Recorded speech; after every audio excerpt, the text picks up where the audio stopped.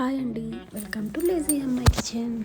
ఈరోజు ఎంతో easy and tasty అయిన కట్టి పొంగల్ ఎలా చేయాలో చూద్దాం. ఇది చాలా సింపుల్ అండ్ చాలా టేస్టీగా ఉంటుంది. అండ్ నైట్ డిన్నర్గా ఎప్పుడైనా ఏం చేయాలో తెలియనప్పుడు ఇలా ఈజీగా చేసేసుకోవచ్చు.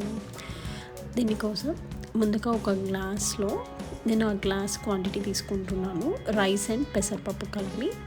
సో మీకు ఏ గ్లాస్ కావాలో అందులో హాఫ్ పెసరపప్పు తీసుకొని వేయించేసుకోండి. అది వేగిన తర్వాత నీట్గా వాష్ చేసేసుకొని ఒక 15 minutes నానబెట్టుకోండి. తర్వాత అదే గ్లాస్కి రిమైనింగ్ హాఫ్ రైస్ తీసుకోండి.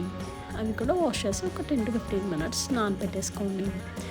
తర్వాత ఒక పాన్ తీసుకొని దాంట్లో కొంచెం ఆయిల్ వేసి జీడిపప్పులు వేయించేసుకోండి. తర్వాత కొంచెం జీలకర్ర, 4 to 5 పచ్చిమిర్చి, మీ కారానికి సరిపడా పచ్చిమిర్చి వేసేసుకోండి. తర్వాత ఒక స్పూన్ మిరియాల పొడి, ఇది ఘాటుగా ఉండే బాగుంటుంది. సో మీకు ఎంత కావాలంటే అంత మిరియాల పొడి వేసేసుకొని వేయించేసేయండి.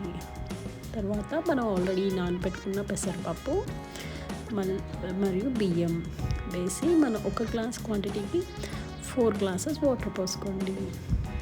అండ్ నెక్స్ట్ ఇందులో కొంచెం పసుపు మరియు ఉప్పు వేసేసి కుక్కర్ మూత పెట్టేసేయండి. అండ్ ఈ కుక్కర్ ఒక 5 to 6 whistles వచ్చేదాకా అయితే మన పొంగల్ అనేది స్మూత్గా అయ్యి చాలా టేస్టీగా ఉంటుంది. ఇప్పుడు మొత్తం కుక్ అయిపోయిన తర్వాత లాస్ట్ అండ్ దీనికి టేస్ట్ ఇచ్చేది గీ అండి. మీకు ఎంత కావాలంటే అంత వేసేసుకోవచ్చు. నేనైతే ఇక్కడ 6 to 7 spoons వేసాను.